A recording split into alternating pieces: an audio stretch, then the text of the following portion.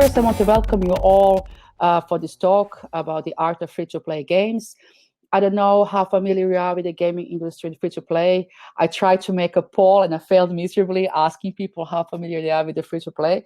So I hope that you're going to enjoy this presentation and learn something about free-to-play and the gaming industry in general. I will start presenting, so let's hope that this is working. So first, a bit about me. My name is Nikolina Zidar. I am CEO and co-founder of Unicorn Pirate Studio. I have been in the gaming industry for about 9 years now. I used to be head of production of UPPSTART. I've been in production in the Next Games. For all of you who are not from the gaming industry, Rovio is best known for the Angry Birds franchise, while Next Games are known for making games based on the Walking Dead TV show. I worked on over 20 games in my life. I'm not sure what's the exact number.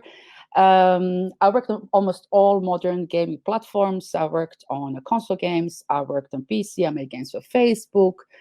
I even made a game for Smart TV, but most of my work has been about mobile and mobile free-to-play.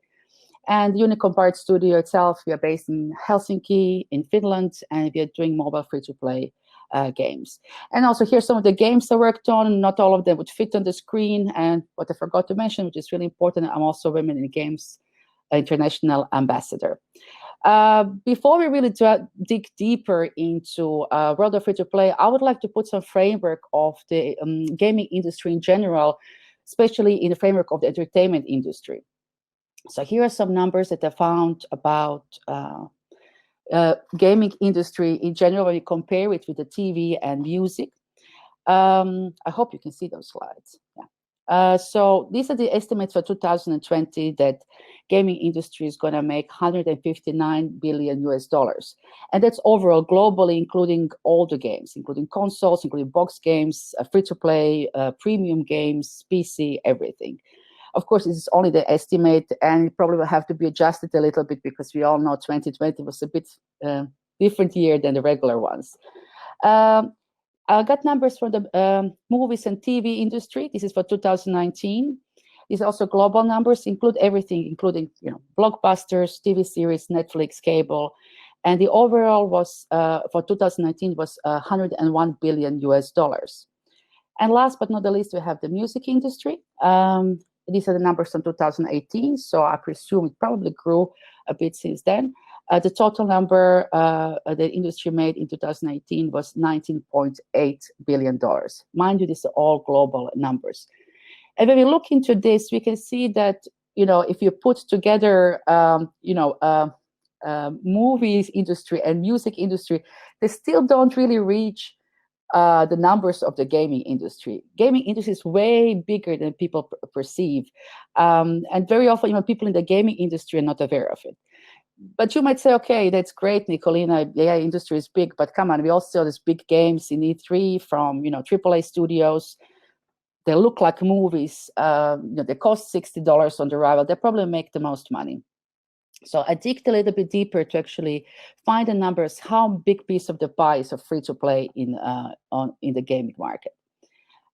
So here are the, okay, just a second. Here we go. So here are the numbers from the actual free-to-play. These are the numbers from 2019. So we can see per platform. So in 2019, on mobile made, if I see it correctly, $64.4 billion US. On PC, $21.1 billion, and on console, $1.6 billion US. Altogether, if I'm calculating this correctly in my head, it's almost $90 billion, which would be more than half of the gaming industry revenues. So we can see that free-to-play actually brings the most revenues to the gaming industry. It basically makes way more money than music. All of the music industry puts together multiple couple of times. So it's really huge, and it really brings so much revenues annually. So that means there's, it's something that we can't really ignore. I will now dig a little bit deeper into free-to-play, how it works and how it makes money. But keep in mind, this is a 15-minute session. this, to really go into the details, this would take probably a year and about 20 presenters explaining it. So I'm just kind of giving you a little bit of taste how the things work in a free-to-play gaming world. So how the free-to-play games make money? So of course, as I said, like if you don't play free-to-play games, I don't know how many of you play them or enjoy them, but it's generally through in-app purchases. That means that the game is free to get. You can play it, and you will get options to buy something in the game, either being a piece of equipment, nice outfit, some kind of digital currency in the game that you can spend on something else, booster, depending on the type of the game.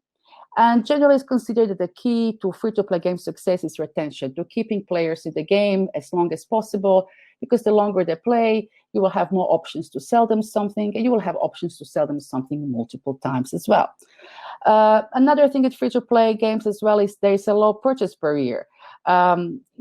These in-game transactions usually start very low. You can buy something for a couple of dollars.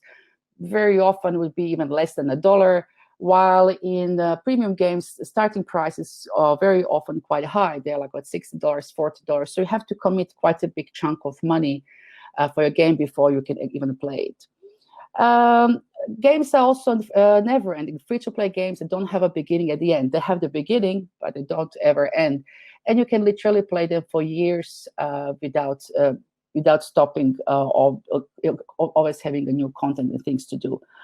And one thing that it's not maybe mentioned or well known outside of the industry, that free-to-play games, most of them know how to build a community within the game and outside of the game as well. Within the game, you can play together with other players, building something together, or you can compete against other players. But in the same time, you can also, very often you will have forums outside the games and chats where you can discuss with your group members, your clan members, strategies and things to do. And very often these relationships grow into real life friendships, and people start to talk about other things as well. And in a situation like this, you build a real community around the games. And there is and then if your community starts to spend money into something, you start to feel a little bit of a peer pressure yourself. That like, hey, maybe it's time for me to also chip into the common goal of my team. So this is like basic in a nutshell. To explain this a little bit more, I took real life examples, like comparing free-to-play with premium games, how they make money. So here we see the example of the Clash of Clans, which is one of the most well-known games in a mobile industry. It's made by Supercell, one of the most successful gaming studios in the world. And here we see how the game was making money through the years. So it came out in 2014, made $1.6 billion, but then in 2015, it actually made more. It had an increase of 9% and made $1.8 billion. Then it had a decline for a couple of years, but then it went up again in 2019 and had a growth of 27%. So this is a secret of free-to-play games. They will not necessarily make most money in their first year. They will make, if they're done well, they will make money for the years to come. And very often your best year is going to be second or third or fifth. Another well-known example is Candy Crush Saga. I think you're all familiar with it, which came out in 2011 on Facebook. I think it was 2011. And it's still in the top 5 grossing games on mobile, like nine years later. So here basically games act as a service. They last for years and they continuously make money. While with the premium games, they usually work that everything is focused on the launch. So there are big campaigns, and they will make most of the money within the first 3 months after they're launched, unless they have some in-app purchases post initial purchase, because that sometimes happens with the games on the PC. So for comparison, the most successful premium game in 2019 was FIFA, which made $786 million, followed by the Call of Duty, which made $645 million.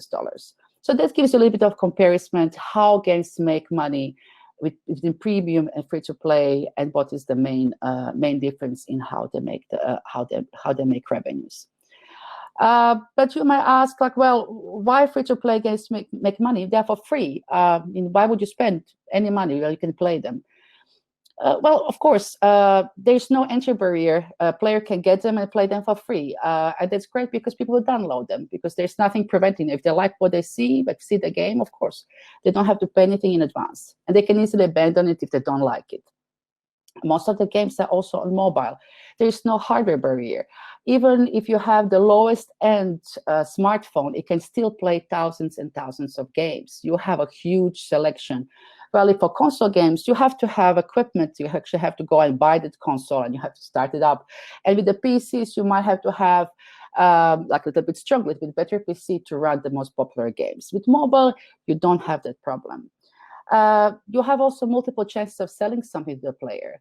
If you do your game design right and your player is playing the game for years to come, you will have multiple opportunities to sell something to the player, and you can do it multiple purchases as well. You make money from the in-app purchases, but there's also another way for you as a developer to make money, and that's through showing ads. Today, it's very common to show video ads in the game, and every time the player watches the ad or clicks a link in the ad, developers are making money. There's even a genre of games which monetizes mostly by watching ads called hyper-casual. One thing that also it's not that often talked about is that free-to-play democratized gaming. It used to be a privilege for a small group of people. You had to be able to afford, to have a good equipment and to cash out in front like 10, 20, 30, 40 plus dollars. But right now, it's accessible to everybody with a smartphone, and you don't have to have any money. So it's literally from kids to pensioners. It doesn't matter if you're in Western Europe, if you're Southeast Asia, in Africa, everybody can play a game. And literally, the globe is your market. So market also expanded significantly with free-to-play. But of course, this all sounds great. So why don't we all make free-to-play games and we all very rich and players are happy? It's not that easy. There are, of course, pitfalls of making free-to-play games as well. Again, this could be another topic that I could go on for about a week. I try to summarize it in a small groups that we can actually see, like what would be the biggest problems that we face when we are making free-to-play games. These are by no means all-inclusive. First, I would mention it's technical. Generally, it's perceived that free-to-play games are easier to make than AAA games for the console. And that is true. They're usually done faster and they're not necessarily that complex, but they have their own set of requirements that you really need to have. Because free-to-play, as you mentioned before, those games are supposed to last forever. You have to be able to continuously push new content week after week, month after month for the years to come. You also usually have some kind of events in the game. They will happen once, twice, even 3 times per week. And your game architecture has to allow for this to happen, that you can have 5 or 10 years of content without bloating the size of your game, and that your game will still perform smoothly. And not to mention that technology changes, the platform requirements changes. So, what works now in 5 years' time, it's going to be obsolete. And your architecture has to be scalable enough to accommodate all the possible future technical demands. And that has its own set of challenges. Second one is organizational. I have a background in the production, so this is for me probably one of the most challenging things, because here you have to deal now suddenly with not only linear game development. You will probably in the same time work on a couple of updates. You will work on the features. You will have to work on the events. You will be working with multiple streams of information. You're going to get analytics telling you something about your games, how's it performing, and how players interact with it. You're going to get messages from the customer support. You have to work with continuous QA, quality assurance. And you have to build your production team in a way that you really know how to prioritize properly, that you know what to focus on, to meet the expectations from the player, but also meet the business expectations. And in all of that, not to lose your mind as well. So if you don't have a background or experience in making free-to-play games, this can be very, very challenging to organize. Third factor, it's human. And that's also something that's not necessarily spoken about a lot. And not everybody can work in free-to-play. Here you're going to work, you don't work only with people who work on a game development, but you're going to work with your marketing team, you're going to work with customer support, you're going to be working with your analytics. They're constant change. You will get data of how players interact with your game, and if they don't like it, you have to throw your plan out of the window and do something else. You have to be able to pivot really quickly and also follow the trends in free-to-play games, because they change all the time. Tastes of the audience change. And you have to have a team who is thriving in this work environment, that they don't mind working with minimum viable product and minimum viable feature, that they are okay pivoting and changing direction or priorities. And it's not for everybody. For some people, this is way too stressful and they don't particularly like that way of working. And last but not least, having all of this in mind, of course, your schedule, you are here to meet expectations and have specific cadence of updates to keep your players happy. But with all technical demands, with changes in priorities, very often your schedule goes out of the window. And this is something that you have to plan for your updates and for your game, but in the same time, always be ready that that schedule will not necessarily hold. Now, I think we're running a little bit out of time, but now, so what do you need to do to make success of free-to-play game? I guess this would be the, $1 billion, $1 billion question. What's the blueprint for making them? Unfortunately, there is no blueprint. If it would be, we will all be using it. If somebody has it, please send me an email. It's on the last slide.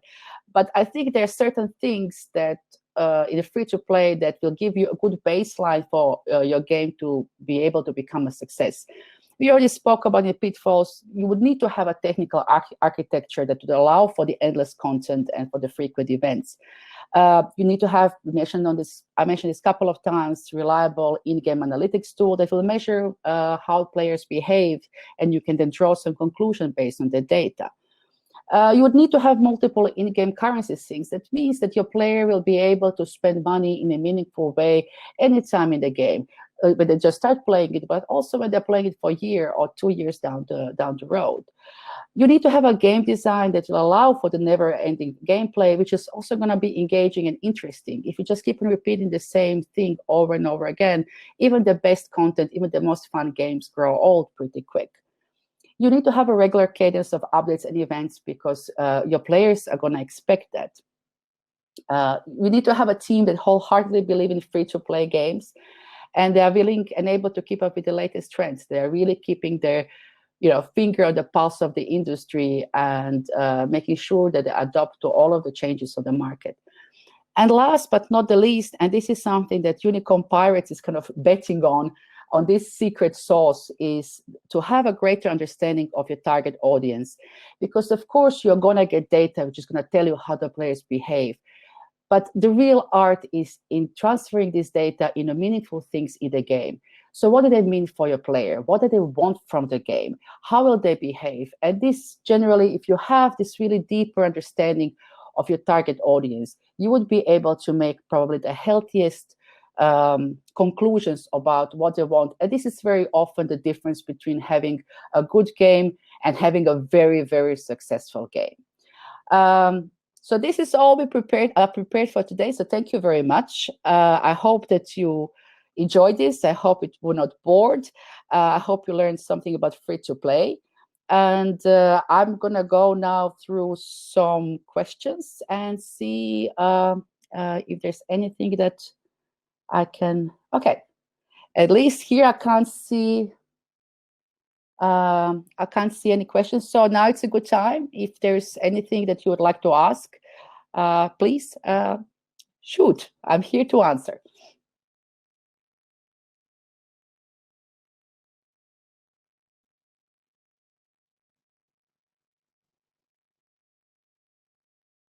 Anybody? Is everybody awake?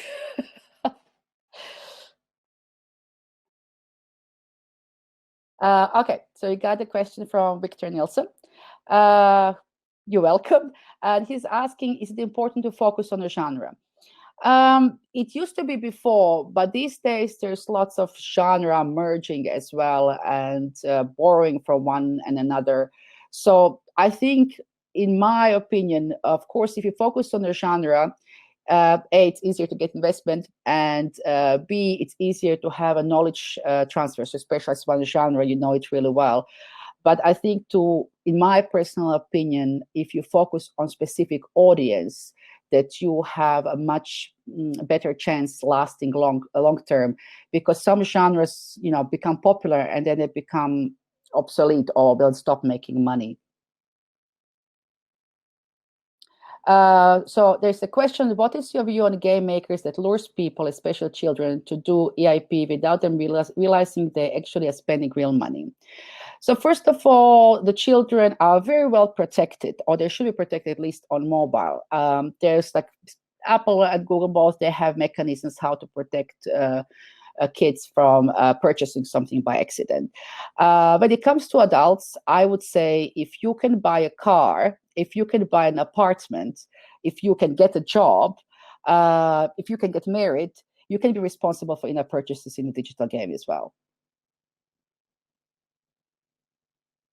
So it wasn't that harsh. But I agree that when it comes to children, there's always needed a special layer of protection from the platform, but also from the parents as well.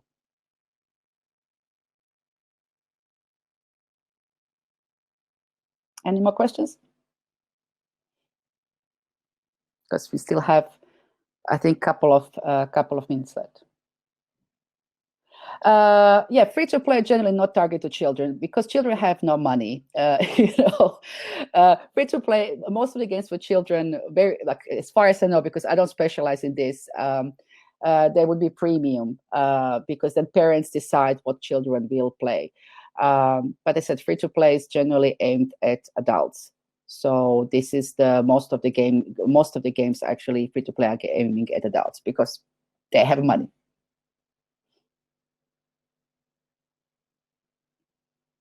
Another question, what's your opinion from Christian? What's your opinion on monetization strategies, video versus non-intrusive formats, and how it might influence the game design? So that's a really good question. Well, I worked in a game called Compass Point West, and we had we were praised at the time of implementing one of the best video in-game videos in the industry. It was some years ago, but I think that the best game design is the one where you can actually watch the video and get rewarded. So rewarded videos, or where the players can play a bit of the game. There is playable video ads as well. In that way, they're not intrusive. Players chooses to play them if they want to, and they get rewarded for watching that video.